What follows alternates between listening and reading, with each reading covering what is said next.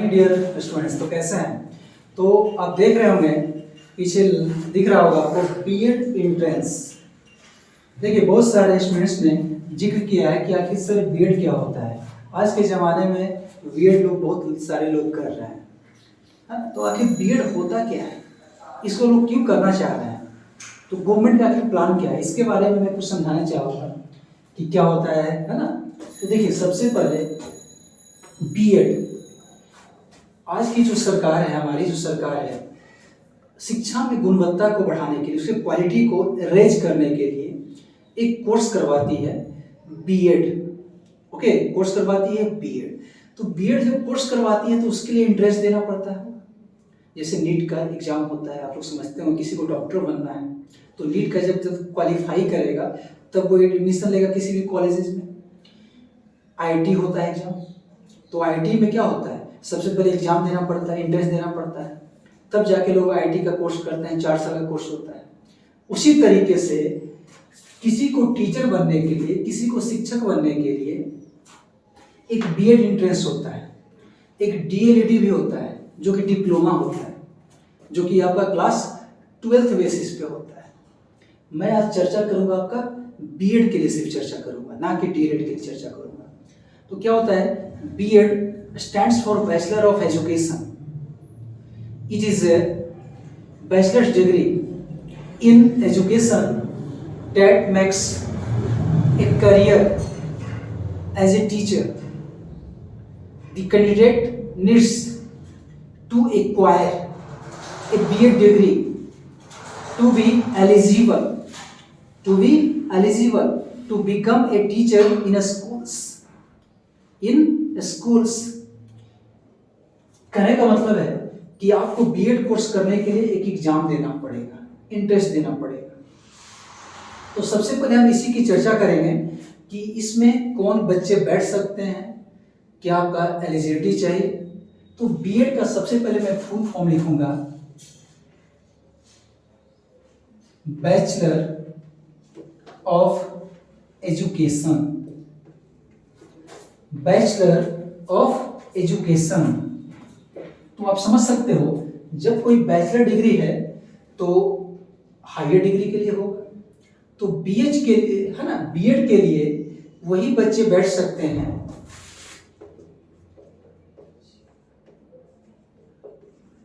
सबसे पहले हम इसका एलिजिबिलिटी तय करेंगे, योग्यता, कि बीएड एग्जाम में कौन बच्चे बैठ सकते हैं, है ना।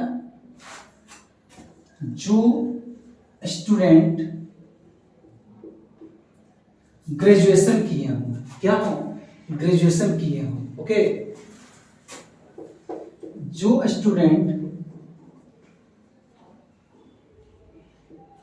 पोस्ट ग्रेजुएशन किए हों, पीजी, क्या किए हों, पीजी, पोस्ट ग्रेजुएशन।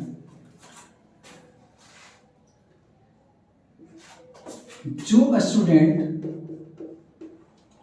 बीटेक किए हुए हैं, और ये जितने भी कोर्स होना चाहिए आपका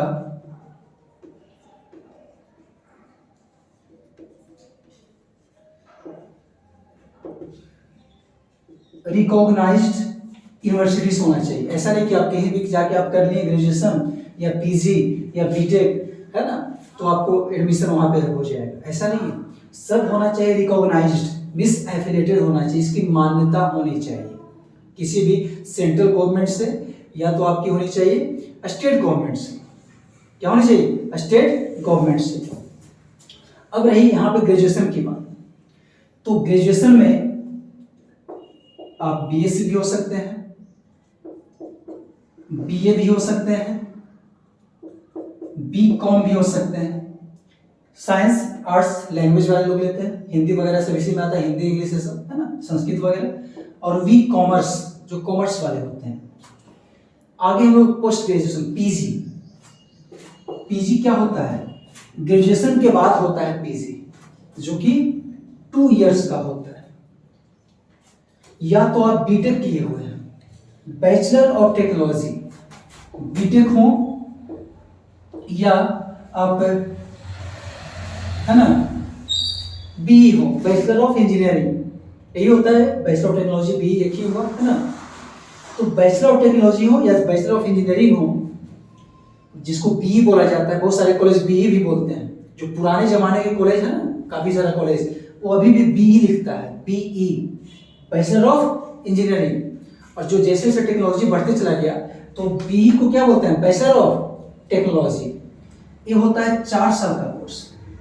कितने साल का? 4 साल का, 4 इयर्स का कोर्स होता है। ये 3 साल का कोर्स, 3 इयर्स, ये 3 + 2, ये ग्रेजुएशन के बाद आपको पीजी करना होगा। बीई 4 साल का कोर्स, और भी इसमें हो सकते हैं, या एमटेक। एमटेक मतलब जो बच्चे बीटेक करते हैं वो आगे जाके 2 साल का फिर एमटेक करते हैं, मास्टर ऑफ टेक्नोलॉजी। तो ये सब डिग्री यदि आपके पास है तो आप बीएड कर सकते हैं। क्या कर सकते हैं? बीएड कर सकते हैं। ये आपका एलिजिबिलिटी है। तो आपकी जो उम्र सीमा होनी चाहिए, मिनिमम आपकी उम्र सीमा होना चाहिए 19 इयर्स। ध्यान देना, कितना होना चाहिए? 19 इयर्स होना चाहिए, कम से कम 19 साल जरूर होना चाहिए।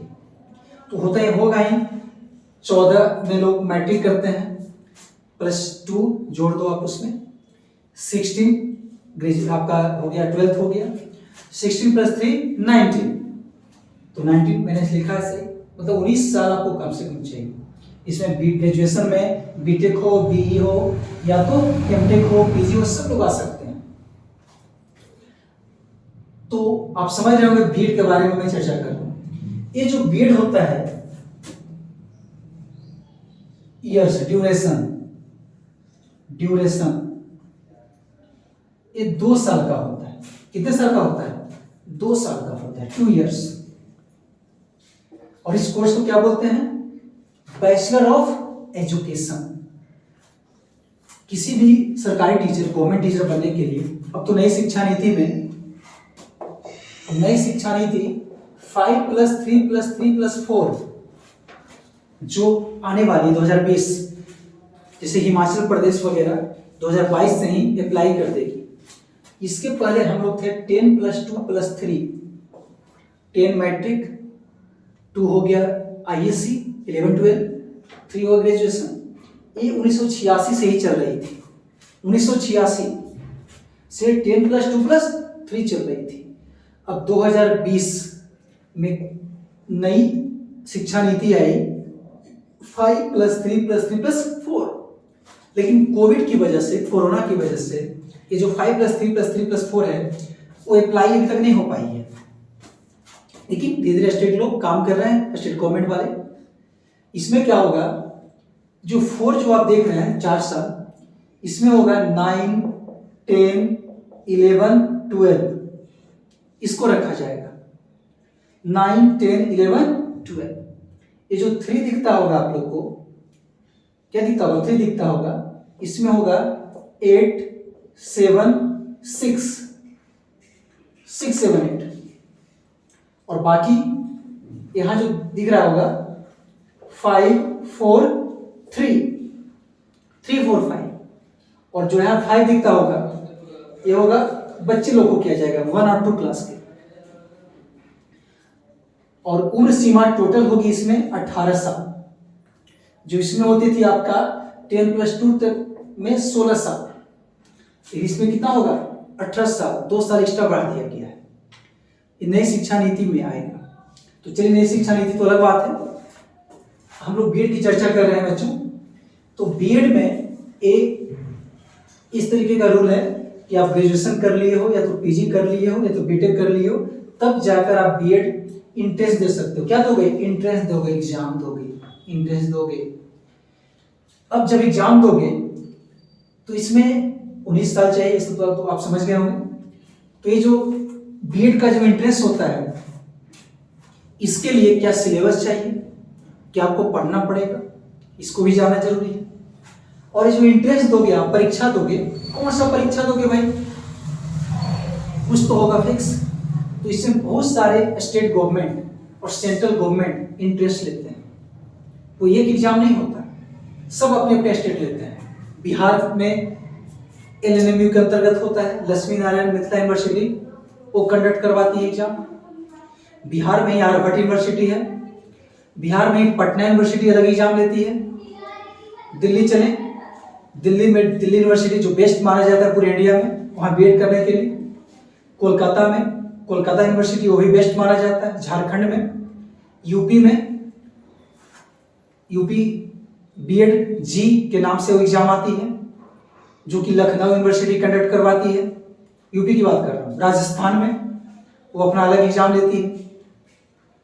हरियाणा में कुरुक्षेत्र यूनिवर्सिटी वगैरह वो एग्जाम लेती है। उड़ीसा में टॉप लेवल का कॉलेज वहाँ भी है। उड़ीसा में, उड़ीसा का जो एग्जाम होता है वो भी हायर क्लास का एग्जाम होता है और काफ़ी अच्छा एग्जाम होता है। तो आप जिस स्टेट से बिलोंग करते हो, बिहार से, यूपी से, राजस्थान से, हरियाणा से, चंडीगढ़ से, अरुणाचल प्रदेश से, हिमाचल प्रदेश से, कर्नाटका से, तमिलनाडु से, त्रिपुरा से, सिक्किम से, लद्दाख से, जम्मू से, पुदुचेरी से, जितने भी स्टेट्स हैं बच्चों, इस सब हर स्टेट में जो भी है, हर कंडक्ट जो एग्जाम होता है अलग अलग एग्जाम लेती है। तो इस सब कॉलेजेस में कुछ कॉलेज गवर्नमेंट कॉलेज आते हैं, कुछ कॉलेज कंस्टिट्यूएंट कॉलेज आते हैं और कुछ प्राइवेट कॉलेज आते हैं। सबका रैंकिंग दिया हुआ रहता है। जो टॉप कॉलेज के होते हैं, आउट ऑफ 10 में उनका रैंकिंग 9.5 आता है। 10 में 9.5। जैसे दिल्ली के जो कॉलेजेस हैं उनका रैंकिंग काफी टॉप लेवल का माना जाता है। दिल्ली में ही दिल्ली यूनिवर्सिटी के अंतर्गत आता है। एक आता है गुरु गोविंद सिंह इंद्रप्रस्थ यूनिवर्सिटी, वो भी एग्जाम कंडक्ट करवाता है बीएड का, उसका अलग कॉलेजेस है, उसका भी रैंकिंग 9 के ऊपर सब आता है। बिहार के कुछ कॉलेजेस हैं, उनका भी रैंकिंग 7 से ऊपर आता है। तो ये सब जो जब आप इंटरेस्ट दे दोगे तो इसका सिलेबस भी तो पता होना चाहिए कि सर पूछेगा क्या। तो इसका सिलेबस हम लोग अभी जानेंगे कि इसका सिलेबस होता है क्या। और जैसे जिस स्टेट से आप बिलोंग करते हो बच्चों, उस स्टेट के बारे में आप पता करोगे कि बीएड एंट्रेंस का फॉर्म कब आ रहा है। जनरली फॉर्म एक इग्नू, इंदिरा गांधी नेशनल यूनिवर्सिटी, ये भी बीएड करवाती है। ये भी काफी अच्छा यूनिवर्सिटी है। Indira Gandhi national open university है। इसमें आपको क्लास करने की जरूरत नहीं पड़ती है। ये जो एग्जाम कंडक्ट करवाती है, एनटीए करवाती है, नेशनल टेस्टिंग एजेंसी। तो आप समझ सकते हो एनटीए क्या है, सेंट्रल गवर्नमेंट का है, और इग्नू भी क्या है, सेंट्रल गवर्नमेंट का है, भारत सरकार की है। इंटरनेशनल है ना, Indira Gandhi national open university, इसका फुल फॉर्म है Indira Gandhi national open. India के बाहर भी इसके ब्रांचेज है। तो आपको किससे करना है बीएड, वो आपके डिपेंड करता है। आप फॉर्म भरो, और जब फॉर्म भरोगे तो आपको सिलेबस पता होना चाहिए। सिलेबस, बीएड सिलेबस पता होना चाहिए। तो अब हम चर्चा करेंगे सिलेबस के बारे में कि आखिर पूछता क्या है बीएड एंट्रेंस में, और किस इतना कट ऑफ जाता है ताकि हमको गवर्नमेंट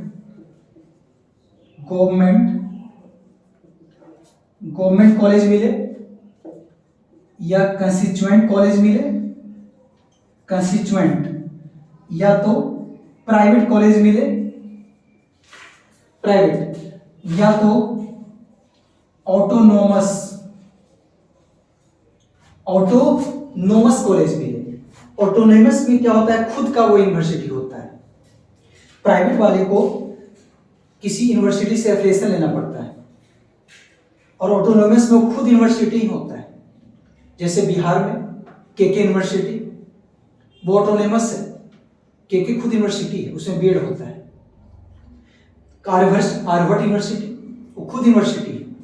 तो ये सब आखिर क्या है, इसमें कौन कौन से कॉलेजेस आते हैं, तो हम चर्चा करेंगे सिलेबस का सबसे पहले, और देखेंगे कि आपका मार्क्स कैसे आता है, किस हिसाब से मार्क्स आता है, और आपका एडमिशन कहाँ पे होगा, कितना मार्क्स आप लाओगे, कितने मार्क्स का एग्जाम होता है, उसको हम जानने की कोशिश करेंगे। ओके, उसके बाद हम सिलेबस जानते हैं कि बीएड एंट्रेंस में पूछता क्या है। तो आप जैसा कि देख रहे हैं कि हम लोगों ने बीएड एंट्रेंस के बारे में तकरीबन बहुत कुछ जाना कि कैसे यूनिवर्सिटीज़, चाहे वो दिल्ली यूनिवर्सिटीज़ हो, चाहे वो पटना यूनिवर्सिटीज़ हो, चाहे वो बिहार के हमारी यूनिवर्सिटीज़ हों, जो भी आपके होते हैं स्टेट गवर्नमेंट की यूनिवर्सिटी, चाहे वो यूपी का लखनऊ यूनिवर्सिटी हो जो बीएड एग्ज़ाम कंडक्ट करवाता है। तो इसमें क्या होता है, जो बच्चे ग्रेजुएशन किए होते हैं, मिनिमम क्राइटेरिया उनके लिए 50% होना कंपलसरी है। मतलब आपका जो ग्रेजुएट है वो आपको मिनिमम कितना होना चाहिए, 50% होना चाहिए। और गवर्नमेंट ने जो प्रोटोकॉल रखा है बीटेक वालों के लिए, जो इंजीनियरिंग सेक्टर से होते हैं, बीटेक या बीई जो होते हैं, उनके लिए गवर्नमेंट ने 55% रखा है। तो आपको ग्रेजुएशन में मिनिमम 50% मार्क्स आना चाहिए। जनरल वालों के लिए होता है जनरली, और ओबीसी वालों के लिए, और एससी एसटी के लिए थोड़ा सा इसको मार्जिन करके रखा जाता है। तो करने का मतलब, और बीटेक के लिए 55%, तो इतना मार्क्स आपको आना है ग्रेजुएशन में, तब जाकर आप बीएड एंट्रेंस का फॉर्म भर सकते हो।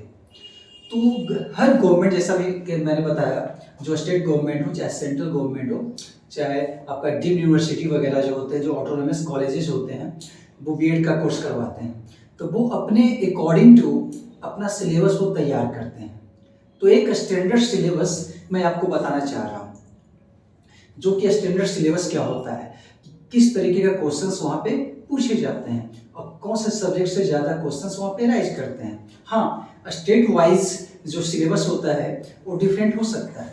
माना कि बिहार में जो होता है एलएनएमयू, लक्ष्मी नारायण मिथिला यूनिवर्सिटी, जो कंडक्ट करवाती है बीएड के एग्जाम्स, हो सकता है कि उसका अकॉर्डिंग टू सिलेबस वो अलग हो, यूपी का सिलेबस थोड़ा अलग हो, लेकिन जो सब्जेक्ट्स होते हैं बच्चों, जो इंग्लिश होते हैं, मैथ्स होते हैं, जीके जीएस होते हैं, रीजनिंग होते हैं, वो एक स्टैंडर्ड सिलेबस होता है। उस स्टैंडर्ड सिलेबस को आप फॉलो करोगे तो इंडिया के इवन कोई भी कॉलेजेस, जो भी आपको डी हो गया, चाहे दिल्ली यूनिवर्सिटी हो गया, चाहे बीएचयू हो गया, चाहे जेएनयू हो गया, चाहे आपका मिरांडा हाउस हो गया, चाहे बेंगलुरु का यूनिवर्सिटी कालीकट हो गया, चाहे हैदराबाद का उस्मानिया यूनिवर्सिटी हो गया, चाहे यूपी का आपका जामिया मिलिया इस्लामिया हो गया, ये सब मैंने, चाहे अलीगढ़ यूनिवर्सिटी हो गया, चाहे आपका बिहार का पटना यूनिवर्सिटी हो गया, एक स्टैंडर्ड सिलेबस यदि आप फॉलो करते हो, प्रोटोकॉल फॉलो करते हो, तो आपको ओवरऑल आपको ये आइडिया मिल जाएगा कि हमें किस टाइप का सिलेबस फॉलो करना है। तो अब हम लोग सिलेबस पे आएंगे, तो मैं पूरा पार्टिकुलर सिलेबस लिखूंगा कि किस तरीके का होता है। तो यहाँ पे मैं सबसे पहले बिहार जो आपका जो स्टेट है, तो उस यूनिवर्सिटी में किस तरीके का क्वेश्चन पूछा जाता है मैं उसको फॉलो करता हूँ, लेकिन सब्जेक्ट तो सब में वही रहेगा, जो सिलेबस रहेगा मैं पूरे डिटेल से बताऊंगा आपको। तो ओके, तो देखते हैं हम लोग सिलेबस में लिखता हूँ किस सब्जेक्ट में कितने क्वेश्चन पूछे जाते हैं। तो डियर स्टूडेंट्स, आप देख सकते हैं मैंने बोर्ड पे है ना सब्जेक्ट वाइज लिखा है। तो सबसे इंपॉर्टेंट जनरल इंग्लिश कॉम्प्रिहेंशन, सबसे वन में लिखा है, फर्स्ट में मैंने जनरल इंग्लिश कॉम्प्रिहेंशन। इसका मैं क्या क्या सिलेबस इसमें होता है वो मैं बताऊंगा। तो सबसे पहले आपको कॉम्प्रिहेंशन और इंग्लिश, ये बहुत इंपॉर्टेंट है आपको जानना। अब देखिए स्टेट वाइज वो वेरी करेगा। स्टेट वाइज क्या वेरी करेगा कि कहीं इंग्लिश का क्वेश्चन ज़्यादा पूछा जाएगा और कहीं कम पूछा जाएगा। यदि आप बिहार से बिलोंग करते हो तो बिहार में 15 मार्क्स है ना का इंग्लिश आता है। इसमें आपका कॉम्प्रिहेंशन भी हो सकता है, पैसेज भी हो सकता है, ग्रामर से हो सकता है, एंटो हो सकता है, वो मैं सिलेबस से भी लिखने जा रहा हूँ पार्टिकुलर। हिंदी, ये मैं बिहार बोर्ड का सिलेबस कर रहा हूँ, है ना, बिहार में जो बीएड एंट्रेंस के लिए लोग करते हैं। बाकी ये स्टेट गवर्नमेंट के लिए ये क्या करेगा, ये वैरी करेगा। मैं लिख देता हूँ वैरीज, अलग अलग वो करेगा। हिंदी भी जो बिहार है अपना स्टेट बिहार, इसमें 15 मार्क्स का हिंदी आता है, 15 इंग्लिश 15 हिंदी आता है।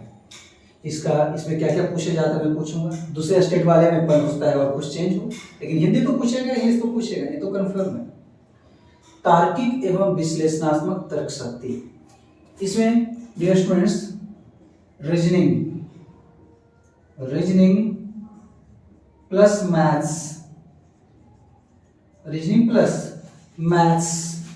है ना, रीजनिंग प्लस मैथ्स पूछे जाते हैं। मतलब इसमें क्वेश्चंस मैथ्स के भी होते हैं और रीजनिंग के भी क्वेश्चन होते हैं। और ये हमारे बिहार में 25 मार्क्स का आता है। 50 मार्क्स इंग्लिश, 50 मार्क्स हिंदी, और मैथ्स और रीजनिंग 25 मार्क्स। इसमें ज़्यादातर रीजनिंग के क्वेश्चन होते हैं, मैथ्स बहुत कम होते हैं। 25 मार्क्स ये हो गया आपका। सामान्य ज्ञान, जीके जीएस, ये काफ़ी इंपॉर्टेंट है। This is very very important. ये हमारे बिहार स्टेट में 40 मार्क्स के आते हैं। आप समझ सकते हैं 40 मार्क्स, जिसमें जीके जीएस से सब कुछ रहेगा आपका। इसमें आपको related history, civics, political science, geography, economics, physics, chemistry, bio, सबसे साइकोलॉजी, सबसे रिलेटेड क्वेश्चंस आते हैं। ये आपका हो गया 40 मार्क्स। आप समझ सकते हैं कि कितना इंपॉर्टेंट हर चीज़ है। उसके बाद आप देख रहे होंगे लास्ट में है शिक्षण विद्यालय में अधिगम का वातावरण। मीन्स आप जब स्कूल जाओगे तो स्कूल में बच्चे को कैसे टैकल किया जाता है, कैसे बच्चे को डिसिप्लिन में रखा जाता है, ये सब क्वेश्चंस इसमें आते हैं। मतलब आप सोच सकते हो कि अभी आप टीचर नहीं बने हो, लेकिन एंट्रेंस में ही आपको डिसिप्लिन से रिलेटेड क्वेश्चन पूछे जाते हैं। और स्टेट बिहार में ये आपका 25 मार्क्स आता है। तो ये कितना इंपॉर्टेंट है, 25 मार्क्स। एक्चुअल में क्या होता है कि यदि आप डिसिप्लिन में रहे हो अच्छे से तो आप क्वेश्चन को बना दोगे, लेकिन कुछ क्वेश्चन ऐसा पेचीदा होता है जो बनने में वो दिक्कत होता है, शिक्षा से संबंधित होता है। एक वर्ड्स मैंने लिखा है अधिगम। अधिगम को इंग्लिश में बोलते हैं लर्निंग। लर्निंग में सीखना, मतलब स्कूल में जाओगे तो बच्चे को आप कैसे सिखाओगे, कैसे वातावरण क्रिएट करोगे ताकि बच्चे आपकी बात को अच्छी तरीके से समझे और सुने। तो उससे रिलेटेड क्वेश्चंस होते हैं। बच्चे को आपको किस समय अवार्ड देना चाहिए, प्राइज देना चाहिए, कैसे मोटिवेट करना चाहिए, किसी बच्चे को कैसे, उसकी यदि आर्थिक स्थिति, इकोनॉमिकल कंडीशन बहुत वीक है, वो बच्चा पढ़ने में असमर्थ है, वो बच्चा डेली स्कूल नहीं आ रहा है, तो आप उसको कैसे स्कूल बुलाओगे, आप उसको घर में जाओगे, उसके फैमिली से बात करोगे। तो इस तरीके के क्वेश्चंस इसमें आते हैं, जो कि कितने मार्क्स के आते हैं, 25 मार्क्स के आते हैं। तो आप देख सकते हैं 50 marks English, 50 marks Hindi, reasoning maths 25 marks, current affairs GK GS 40 marks, and जो टीचिंग लर्निंग होता है, पढ़ाने का जो अधिगम का जो माहौल जो होता है 25 मार्क्स। ये बिहार का मैंने सिलेबस बताया है, जो कि लक्ष्मी नारायण मिथिला यूनिवर्सिटी कंडक्ट करवाती है। टोटल 120 मार्क्स का एग्जाम होता है, और इसमें आपका जो क्राइटेरिया होता है बिहार गवर्नमेंट ने 35 रखा है। कितना रखा है, यदि आपका मार्क्स 35 आता है तो आप क्वालिफाइड हो, मतलब आप बीएड कॉलेज में एडमिशन ले सकते हो। तो most of the I think so students 35 तो ले ही आते हैं, लेकिन अब डिपेंड करता है कि आपका मार्क्स कितना हाई उठे।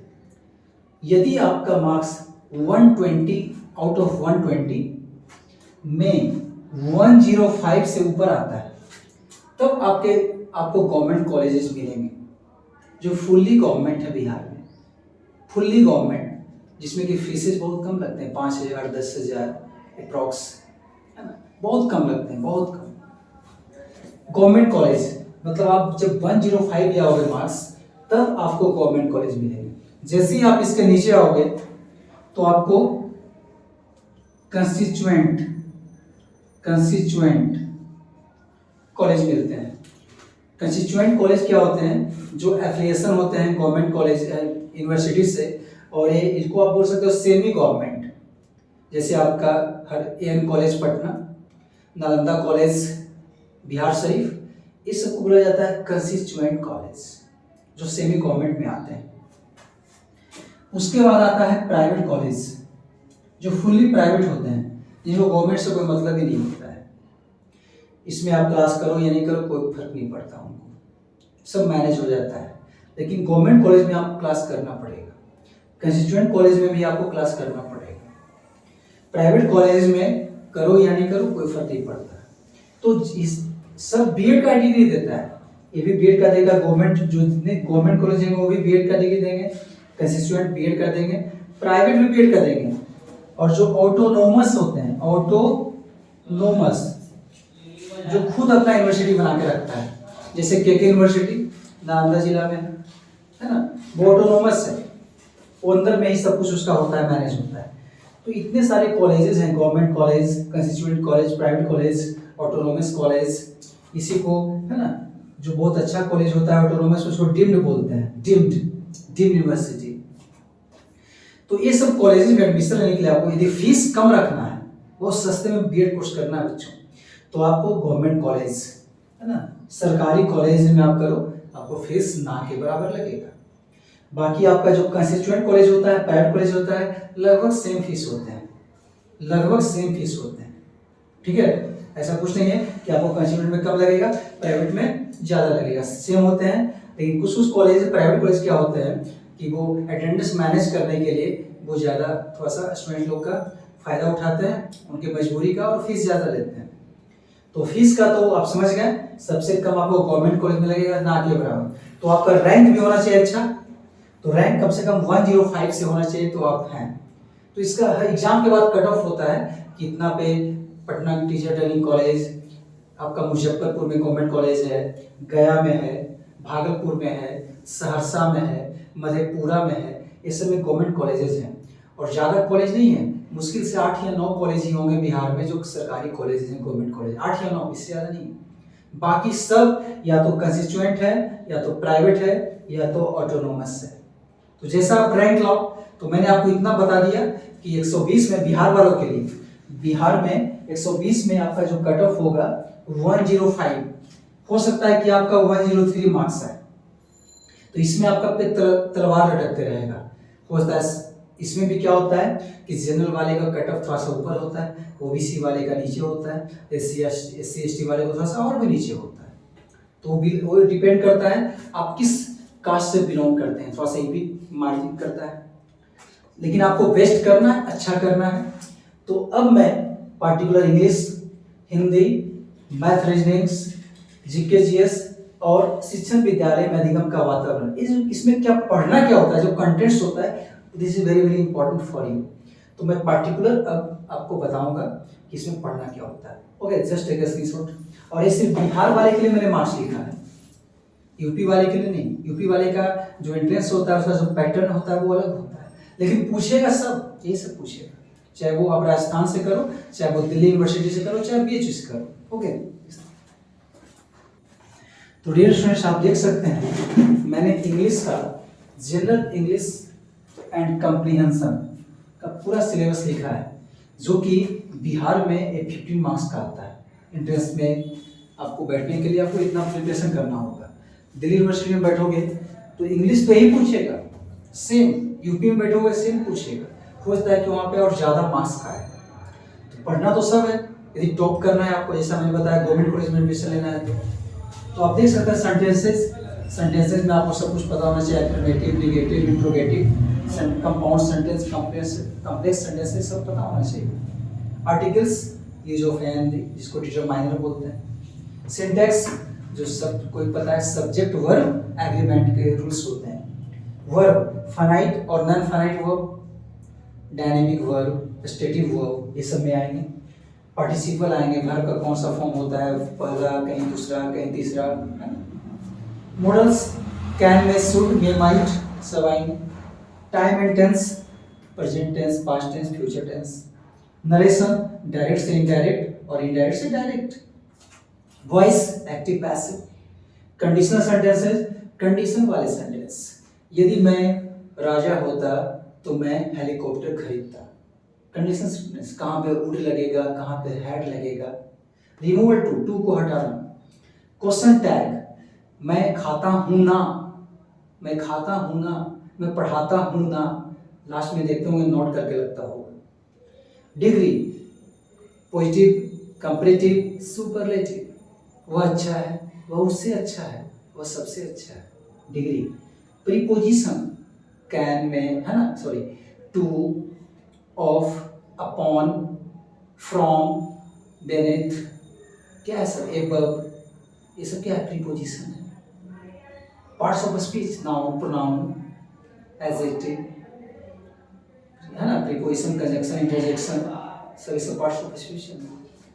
One word substitution, one word substitution का मतलब अनेक शब्दों के लिए एक शब्द जैसे चमड़े के डॉक्टर बोला जाता है डर्मेटोलॉजिस्ट, डर्मेटोलॉजिस्ट चमड़ा का डॉक्टर।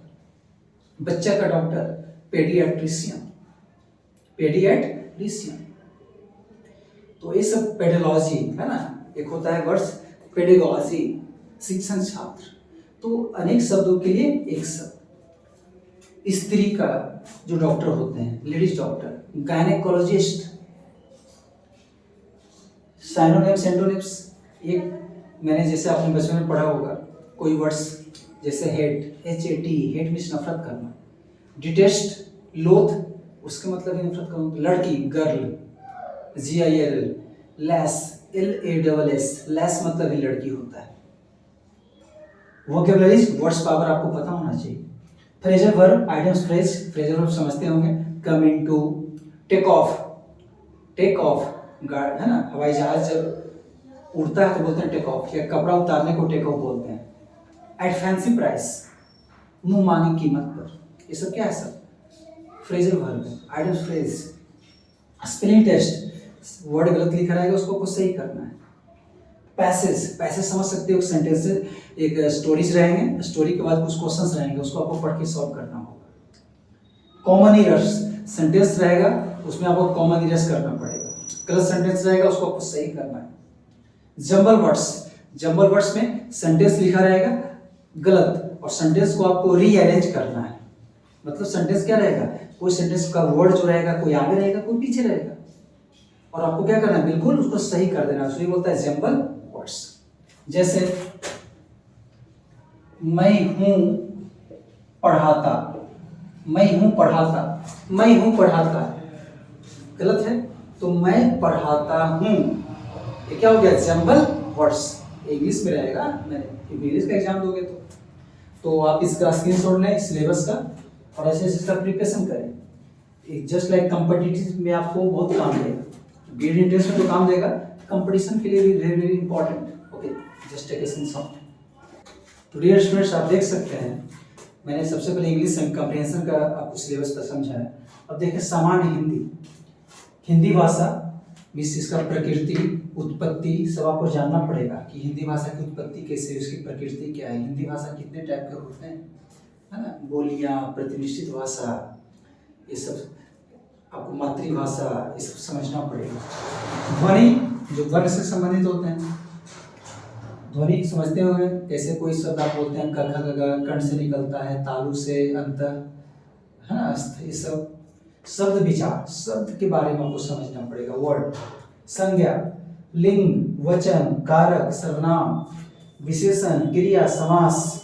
समास संधि तो इम्पोर्टेंट है, यहाँ से क्वेश्चन पूछेगा ही आपको।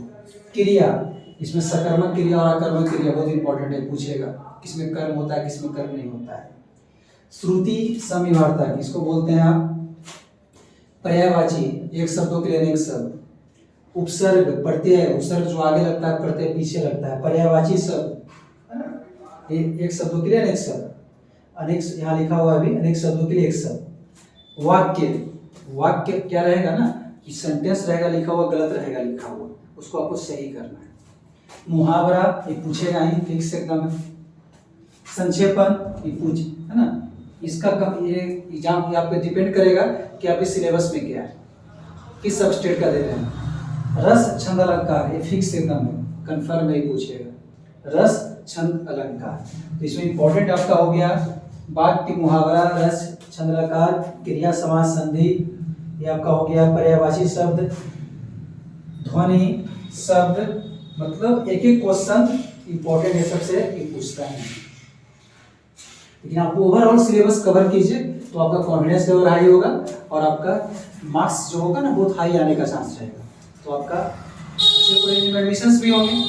ठीक है, हिंदी का सिलेबस रहा, इसको आप स्क्रीनशॉट लें जल्दी से। डियर स्टूडेंट्स, हम लोग देख सकते हैं कि सबसे पहले मैंने आपको इंग्लिश के बारे में बताया, हिंदी का सिलेबस बताया।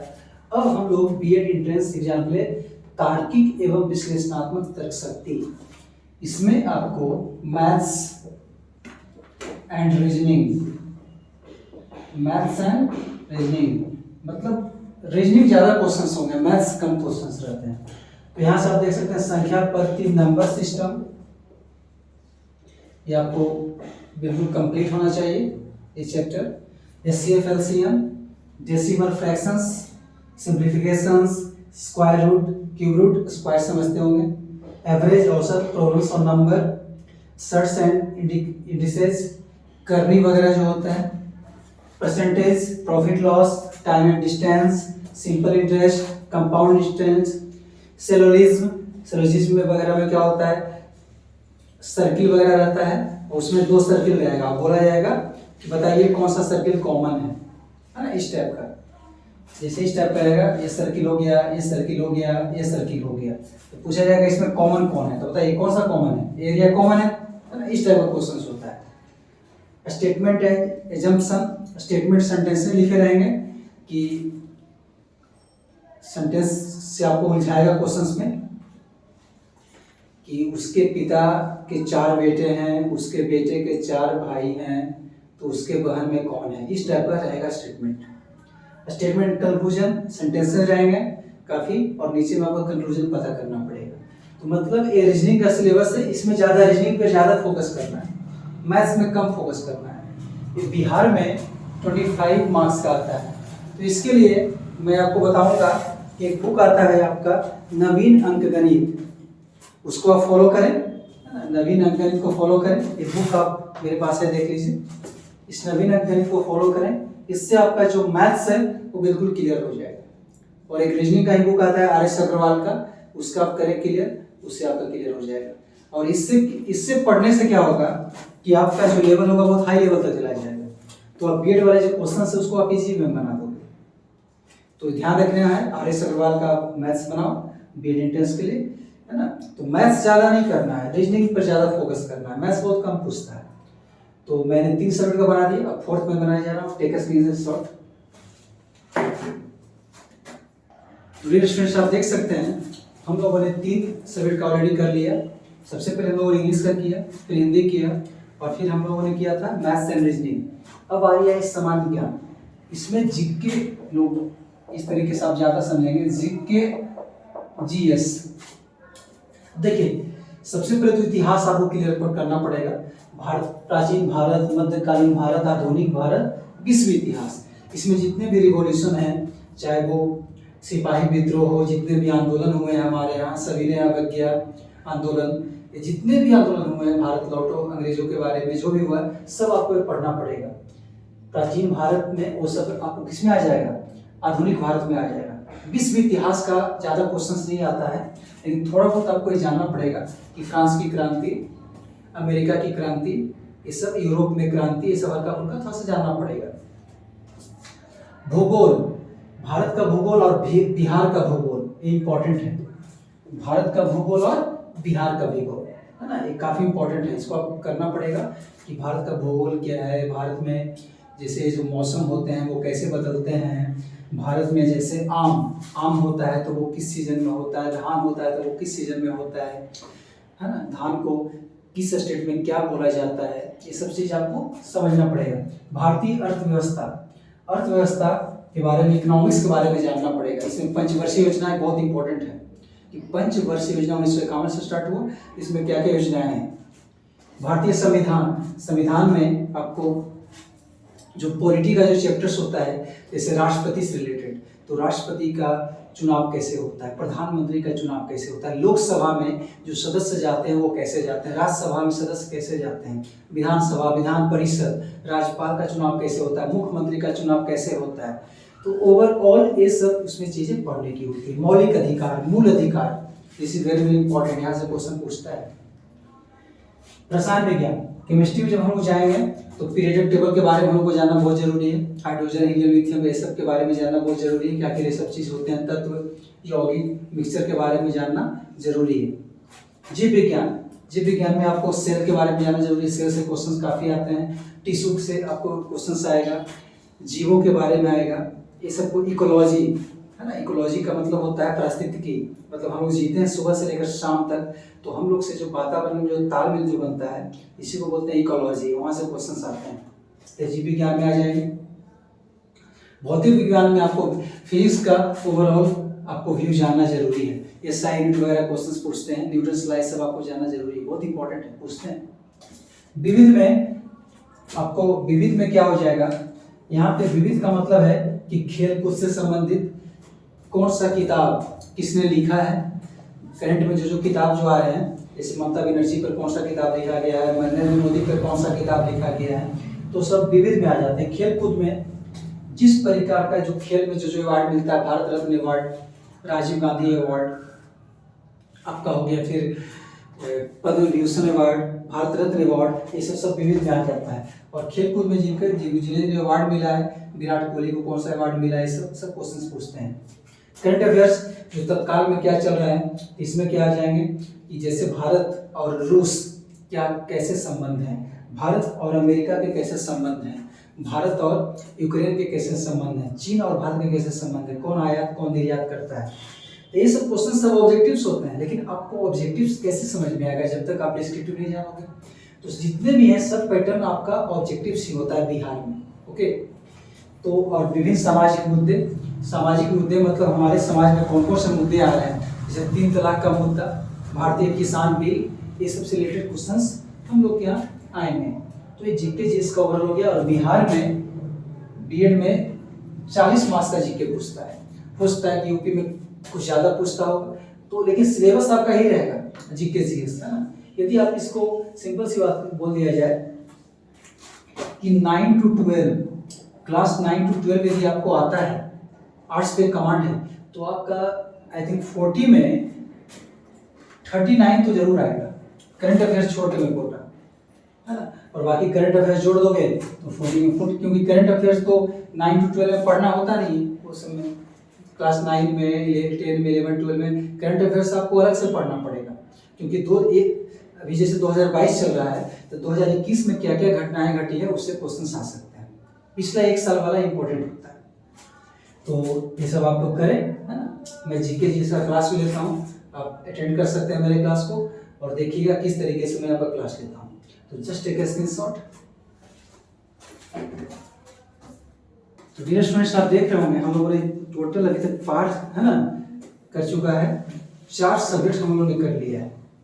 तो 4 सेट में क्या क्या था आपका, सबसे पहले हम लोगों ने इंग्लिश का किया, उसके बाद हिंदी का किया, उसके बाद मैथ्स रीजनिंग का किया, उसके बाद जीके जीएस सामान्य विज्ञान। अब हम लोग कर रहे हैं शिक्षण विद्यालय में अधिगम का वातावरण, जो कि बिहार में बीएड वालों के लिए 25 मार्क्स का पूछता है। अब देखिए इसमें क्या क्या होता है। विद्यालय में भौतिक संसाधन का प्रबंधन, मिस विद्यालय जो आपका है स्कूल से, तो उसमें क्या क्या होने चाहिए। तो क्या होना चाहिए भाई, बच्चों के लिए शुद्ध आपका एक छोटा सा ग्राउंड होना चाहिए, फील्ड होना चाहिए, बगीचा होना चाहिए, जो शौचालय होना चाहिए वो साफ सुथरा होना चाहिए, वर्ग बिल्कुल वेंटिलेटर होना चाहिए, वेंटिलेटेड जिसमें हवा जा सके, है ना। क्लास वगैरह कैसा होना चाहिए, बेंचेस कैसे होने चाहिए, तो वही होता है भौतिक संसाधन, लाइब्रेरी होना चाहिए, सब चीज़ें। छात्र संबंधी मुद्दे, अब किसी भी विद्यार्थी को बहुत सारा समस्या होता है, प्रॉब्लम होता है आने में जाने में, तो उसके आने जाने के लिए भी उसका प्रॉब्लम का सोल्यूशन होना चाहिए कि वो कोई जैसे दूर में बच्चा है तो उसको कैसे स्कूल में लाया जाए। शिक्षण एवं अधिगम प्रक्रिया, अधिगम मिस होता है लर्निंग, इंग्लिश में बोलते हैं लर्निंग, और शिक्षण मिस टीचिंग, टीचिंग।